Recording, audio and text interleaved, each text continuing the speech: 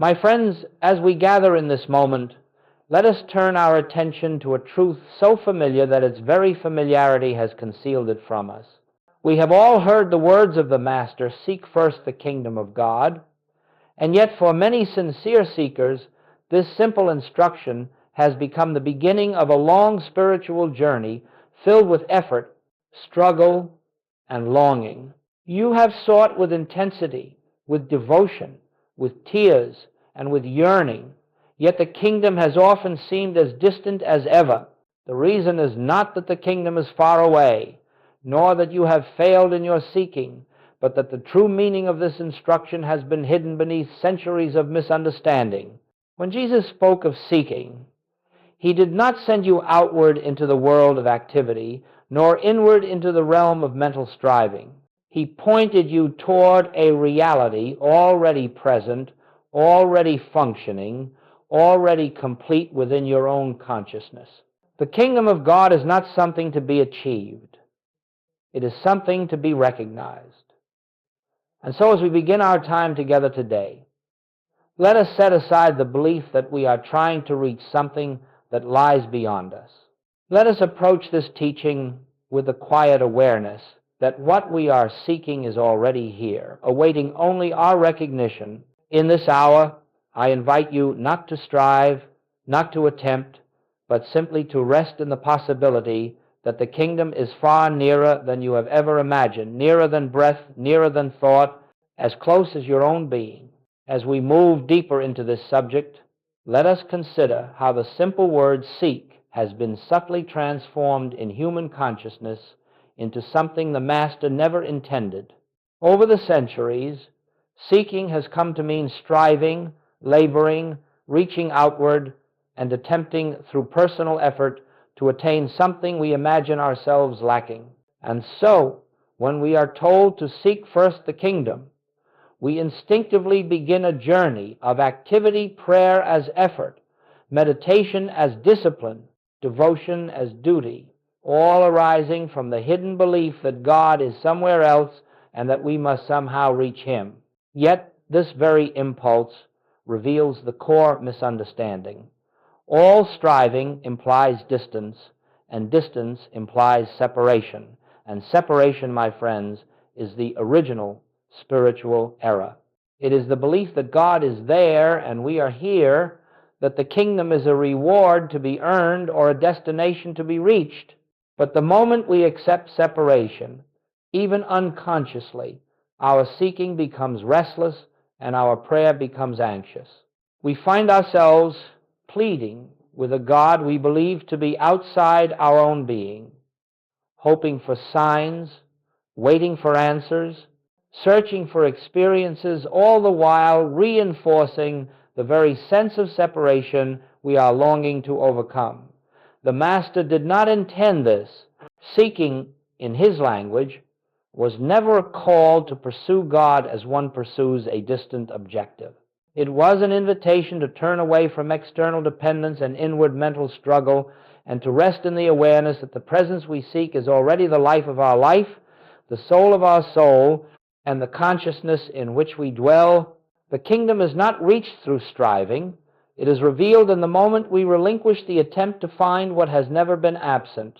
Now let us turn to the heart of the Master's revelation, the truth that dissolves all confusion the moment it is understood.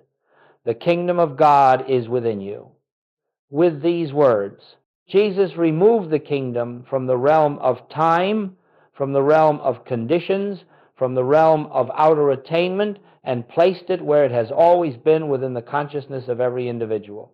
This kingdom is not a distant place, not a celestial domain reserved for the worthy, not a future reward for good behavior or correct belief. It is a spiritual reality, fully present, fully complete, and eternally functioning within the depths of your own being. When Goldsmith speaks of God as consciousness, he is reminding us that the presence we call God does not dwell in the sky, nor in temples made with hands, nor in the shifting conditions of human experience. God is realized only as we awaken to the truth that our very consciousness, when freed of fear, freed of desire, freed of the belief in separation, is the transparency through which the kingdom reveals itself. This kingdom is not something you feel or see with the senses. It is not emotional uplift or mystical excitement. It is that quiet inner assurance that nothing stands between you and the infinite, that nothing is absent from this moment, that nothing needs to be added to your being for you to be complete. You do not journey toward the kingdom, nor do you invite it to come to you. Rather, you let the false sense of self dissolve, and in the silence that remains, the kingdom shines forth of its own accord. You do not enter the kingdom enters your awareness the moment you cease looking for it outside yourself. As we proceed, let us gently examine why, if the kingdom is already present within us, it so often remains hidden from our experience. The kingdom is never absent, yet our awareness of it is veiled by the incessant activity of the human mind. The mind, left to itself, is a restless instrument constantly interpreting, evaluating, anticipating, fearing, desiring. This mental noise forms a cloud so dense that it obscures the quiet presence that has been with us all along. It is not that God is silent, it is that human thinking is too loud, and so long as we allow the mind to race from one concern to another, from yesterday's regrets to tomorrow's anxieties, we remain deaf to the still, small voice that whispers, "I am here." Personal desire, too, becomes a barrier. The moment we approach God with a wish, a request, or an intention based on human need, we anchor our consciousness in the very belief that something is missing. Desire announces lack. It affirms separation. It insists that the kingdom is not yet complete. And fear, perhaps the deepest obstruction of all, is the conviction, often unspoken, often unnoticed, that we stand apart from the infinite. Fear is nothing more than the subconscious belief that we live alone, unsupported, vulnerable to forces beyond our control. But the truth is that no individual has ever been separated from the presence that maintains and sustains life. Thus, it is not the kingdom that is hidden, it is our own mental agitation that blinds us. When the mind quiets, even for a moment, the veil lifts, and we discover that the kingdom was never withheld. It was only overshadowed by the noise of a self we thought we were.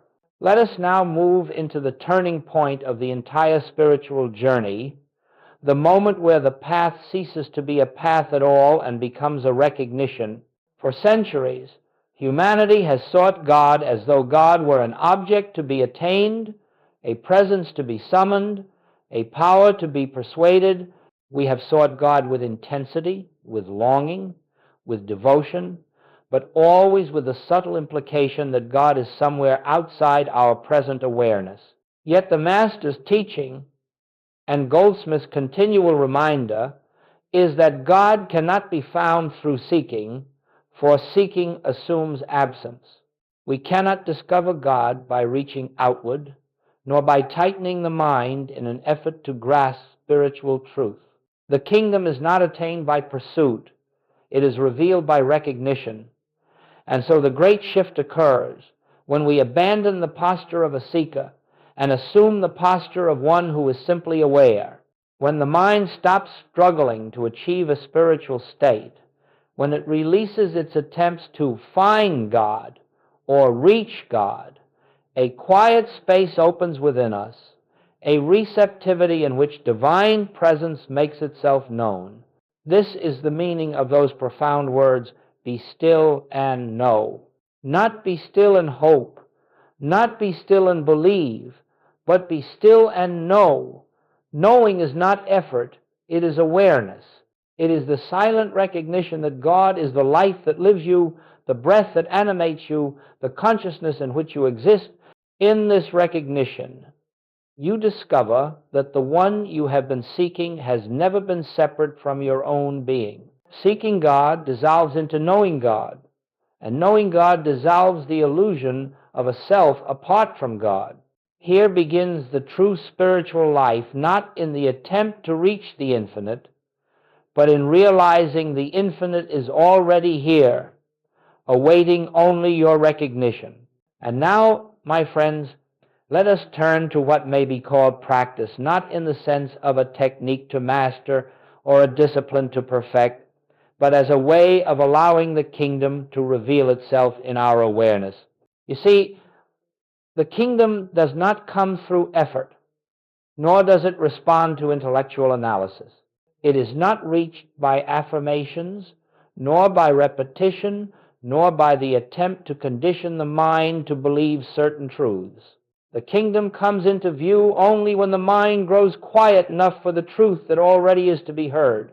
This is why Goldsmith speaks of resting in the Word. Resting means we cease trying to make truth act, and instead we allow truth to act upon us. We take a simple spiritual principle not to convince ourselves, not to claim anything, but to lift consciousness above the din of human thought.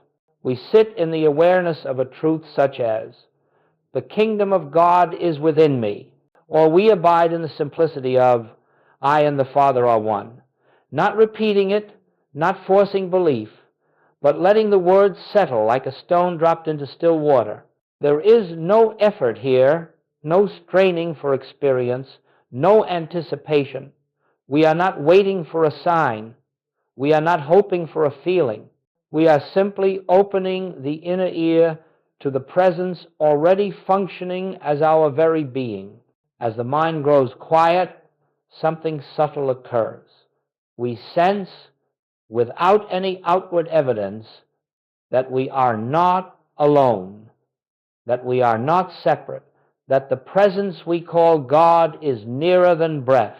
And in that quiet recognition, the kingdom begins to disclose itself not as a mystical event, not as an emotional high, but as a deep, steady interior assurance. This is entering the kingdom not through effort, but through receptivity, not by trying to reach God, but by being still long enough to discover that God has never once withdrawn from us. As we continue, it is important to understand that the recognition of the kingdom does not suddenly remake the outer world through dramatic signs or spectacular changes. Rather, it quietly transforms the one who beholds it. When the kingdom is recognized, the first change is not in circumstances, but in consciousness. The anxieties that once drove us lose their claim over our attention. The pressures we once felt so heavily begin to dissolve, not because conditions have altered, but because the sense of a separate self struggling to manage life no longer dominates our awareness. You begin to notice that fear loosens its grip, not through resistance, but through the realization that the presence within you is greater than whatever appears before you. Relationships soften because you are no longer approaching others from a place of need or defense. Decisions become clearer, not through intellectual effort, but through the quiet intuition that arises when the mind is receptive to divine guidance. This is not positive thinking, nor is it an attempt to manifest a better experience. It is simply the natural outpouring of spiritual awareness. Goldsmith reminds us that we do not seek these outer improvements. They come as the shadow, the byproduct, of an awakened consciousness. When you recognize the kingdom within, health may unfold, not because you fought disease, but because you ceased identifying with fear. Supply may appear, not because you prayed for money, but because you shifted from a sense of lack to an awareness of completeness. Guidance arises, not because you demanded answers, but because you became still enough to hear what has always been speaking within. The kingdom does not change the world. It changes your vision of the world. And as your perception shifts, the world begins to reflect the harmony that was present in your consciousness all along. This is the quiet miracle of recognition. The kingdom reveals itself first within, And then, almost unnoticed, its harmony expresses itself throughout every aspect of your life. Now, my friends, having seen something of what unfolds when the kingdom is recognized, we come to the question of daily living. How do we move through the ordinary activities of life, our work, our relationships, our responsibilities, while maintaining awareness of this inner presence? The answer is beautifully simple, though it requires sincerity. We return again and again to the realization that the kingdom goes before us, not as a mental affirmation, not as a protective shield, but as the truth that divine presence is the very activity of our being. Living in the kingdom means that we do not begin the day as isolated individuals hoping to find God along the way.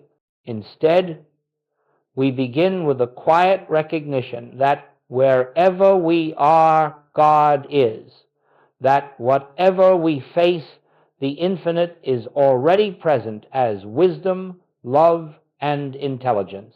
Throughout the day, we pause not to plead, not to question, but to remember.